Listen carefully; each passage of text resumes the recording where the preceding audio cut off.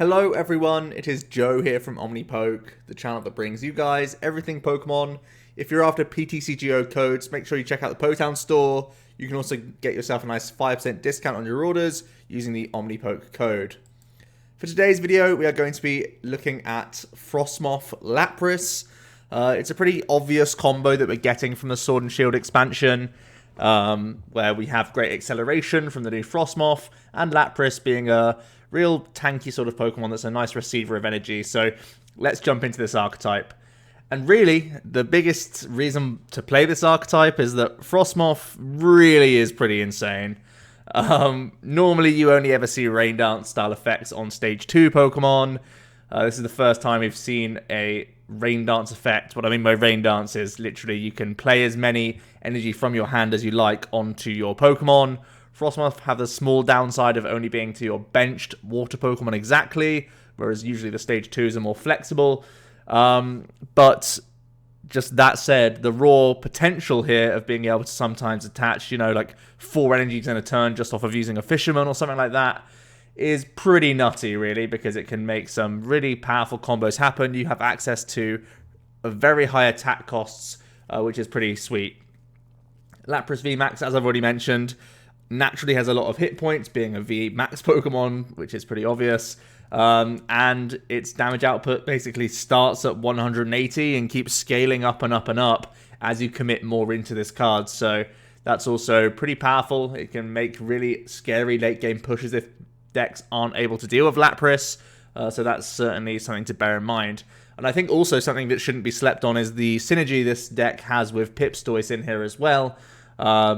I've originally sort of had this card in here just to think about having some type coverage, because obviously Lapras is weak to Lightning, and Pikarom and Morpeko both look like powerful decks. So I put Pipstoise in originally just to be like, well, this has Grass weakness instead and is a relatively tanky water type guy. But his synergy is actually really insane. Against decks that can't one-shot that Lapras, which is, a lot out there, you can try and use Pipstoise as a sort of backup attacker. He can heal your Lapras along the way, whilst also getting more attachments onto that Lapras to make it even more dangerous. So, yeah, there's some really cool synergy going on between those two in particular.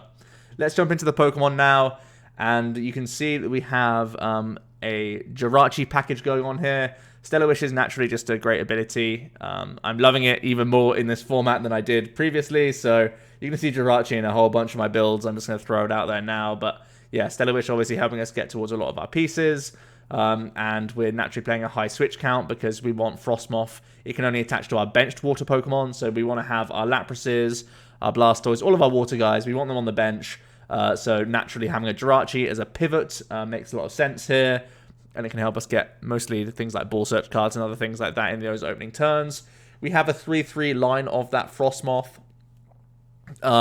Pretty simple, really. You want to try and get Snom down on 1, Frosmoth down turn 2, and you can start taking advantage of that Ice Dance ability to attach a bunch of waters from your hands, which is obviously very good to your benched water guys. So, yeah, just pretty simple stuff overall. What's nice is, because Pipstoise also has additional acceleration, and Lapras, doesn't discard energies or anything like that, usually Frosmoth isn't even touched when it comes into play, and even if it was going to be brought up with custom catchers or anything like that, it's not that detrimental because we have backup acceleration from Blastoise, and like I said, Lapras just sort of sits there with energy and we can just keep manually attaching to that guy, so there's not a huge stress on getting multiple Frosmoth into play. You can just have the one in play at any one point, and if your opponent does gust and knock one out, you can just go ahead and search for your Snom when you need to. But unlike things like Malamar, where you just try and get the more the merrier into play, here you just really need one Moth to get things rolling. We have a 2-2 line of the Lapras V and VMAX. Lapras V has the wave back attack that can get some acceleration on itself as well early on, and it gets itself to the bench, which is nice. And it also has the Ocean Loop attack, which can do 210.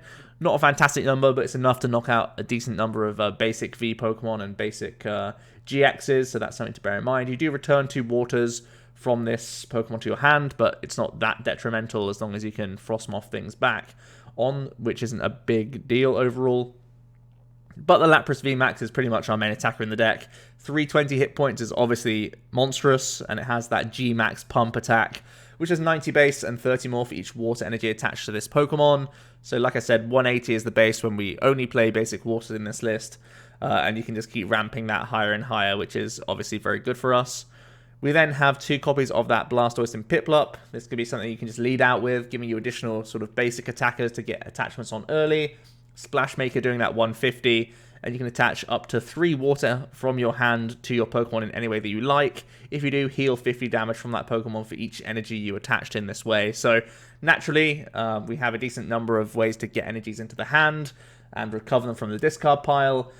So this Splash Maker can be quite live, obviously very good against some two-shotting decks. Think about like defensive Zacian builds, stuff like that. We can try and heal up our Lapras VMAX whilst also getting energies attached to them. So you can mix and match between your Pipstoise and Lapras in certain situations, which can obviously be good for you to keep the Lapras in good shape and to really just ramp more energies into play. As I said as well, Pipstoise is not weak to lightning. It's in fact weak to grass, so we get to take advantage of that in those lightning matchups, which would otherwise be super awkward. And we do have this Bubble Launcher GX attack that does 100, and if you have 3 extra water attacks, you do another 150, I believe, and you paralyze, which is an option, so something to bear in mind. Even just for the 3 energy attack costs, you can just do 100 and paralyze, which isn't too bad, seeing that we only have 2 GX attacks in the deck, which is Bubble Launcher, and then the Zero Vanish GX.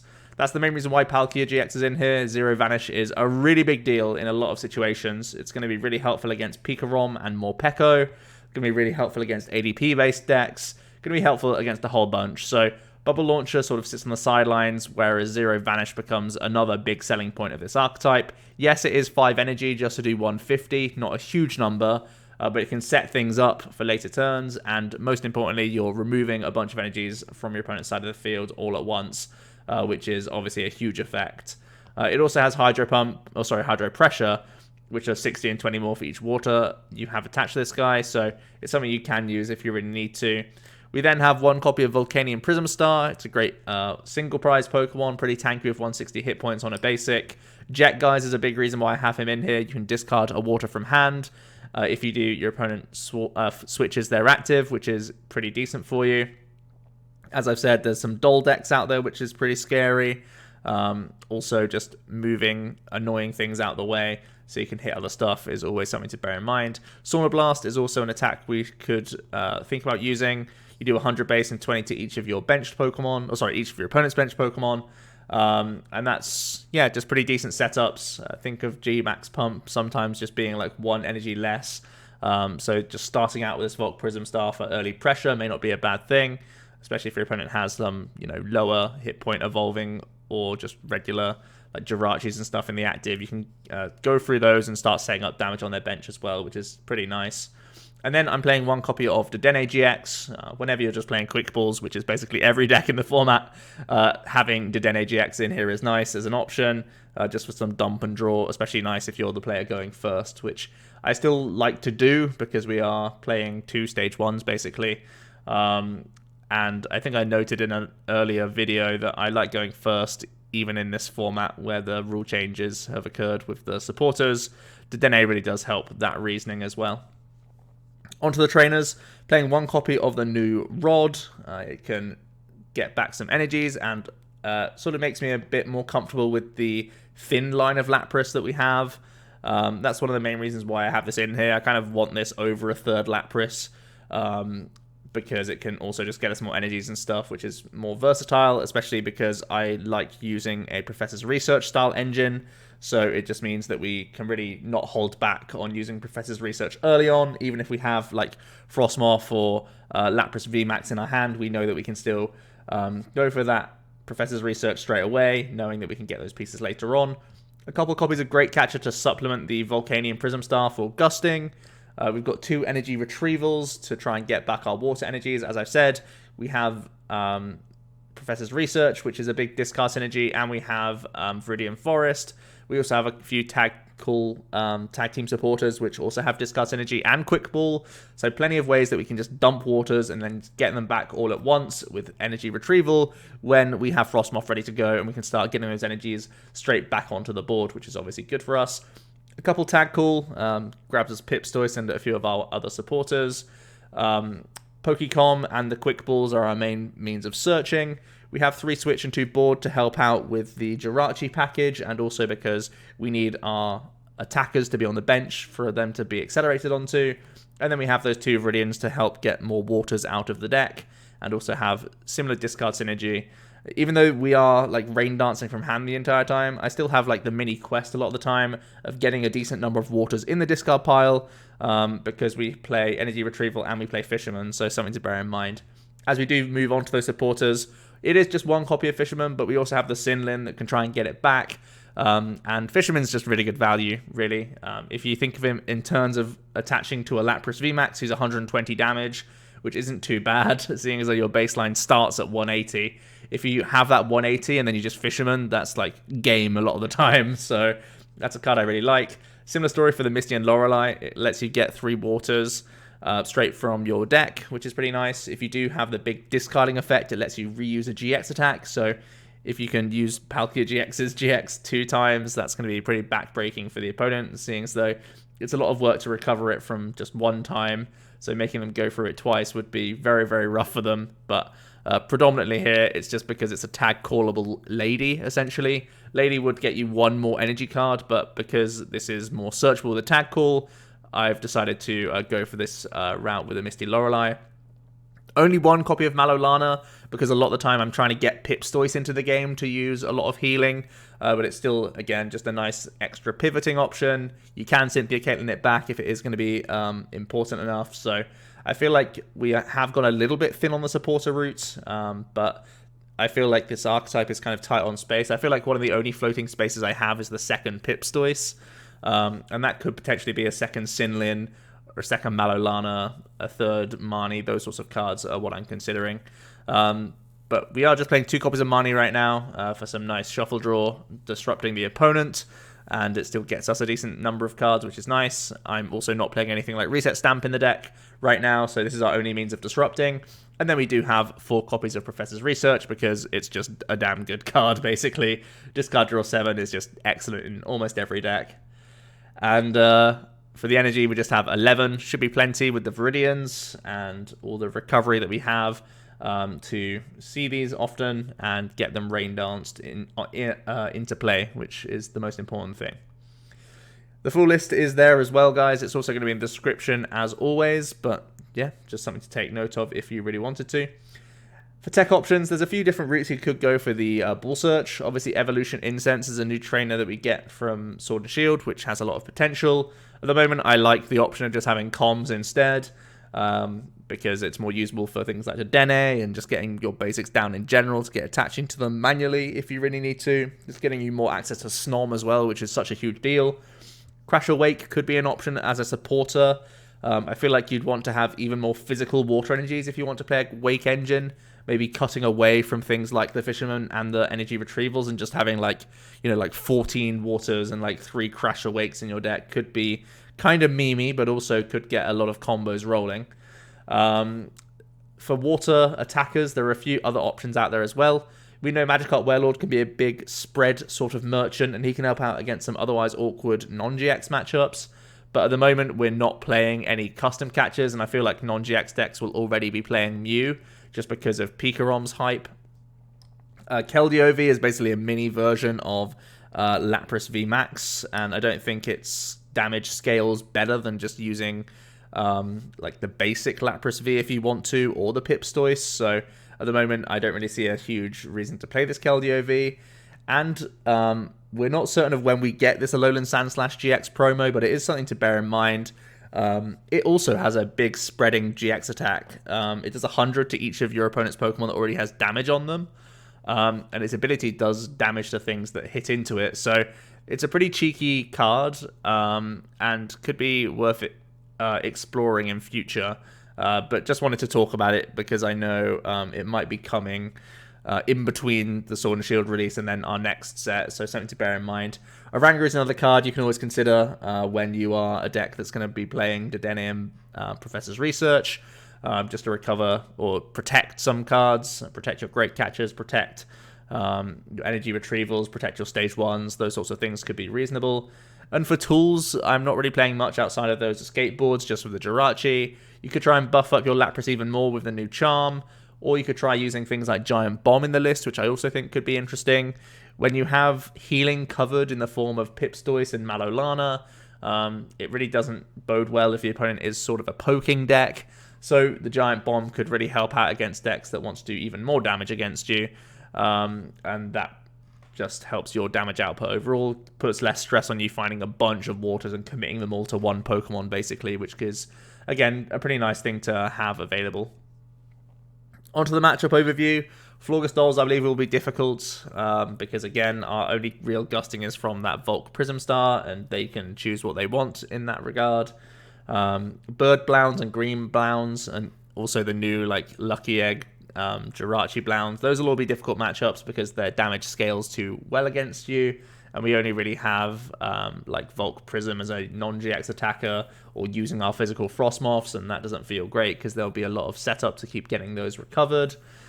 Same thing for Babyzard, the non-GX version. I feel like all non-GX matchups really are going to be pretty awkward, just because as long as they have a decent damage cap, it's going to make life awkward for you, and all of these fire single prize decks definitely do have that.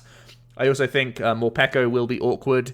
Yes, we do have that Palkia GX attack, which is very strong against them, but physically taking prizes against them is actually pretty rough because things like Pipstoise, the only thing that's not weak to lightning in the deck, basically, only hits 150 base, so life's actually rough, and we can't really gust these Morpekos either. We, once again, only have that Volcanion Prism.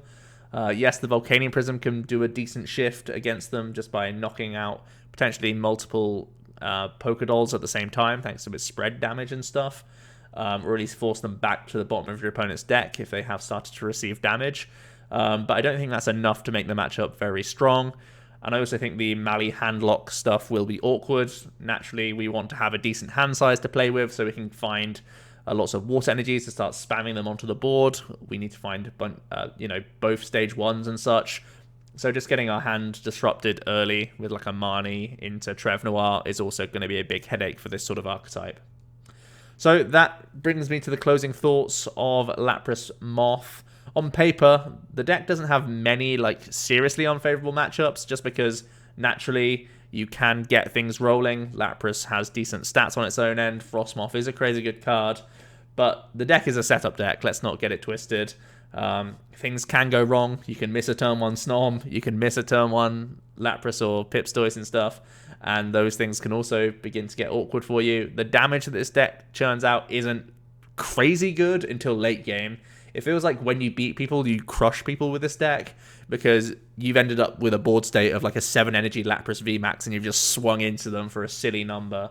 So it is a good feeling when you do win with the deck, but there'll be plenty of games where your setup is half-baked and it feels pretty on the low power scale of things. But that said, there are some cards that we have in the pipeline that may make this card worth picking up if you are, an optimist or a glass half full or bucket half full maybe kind of guy, because that's obviously an insane card and it's going to be really good for Moth decks. So I really like Frosmoth as a card. I'm certain that Frosmoth will be a very successful card at some point in the time it's legal. I'm just not sure that Lapras is a good enough answer right now, or a good enough poster boy for the archetype. There may be a few different ways to try and build this Frosmoth. Going back to that Giant Bomb thing, I've also thought about just going full, not single prize it, but full, what's it called? Basic build with just Keldeo Vs and ignoring the Lapras, and then you just play the bombs on top to sort of make up for the damage that you lack with a Lapras. So let me know what you think about that sort of style of archetype. You gain a few more spaces, which gets customs in the list, which I think is actually a bit of a big deal. So that could be something to explore as well. Something to discuss at least. Thanks so much for watching, guys. I'll be back with another Sword and Shield video tomorrow, so I'll keep you posted. Cheers.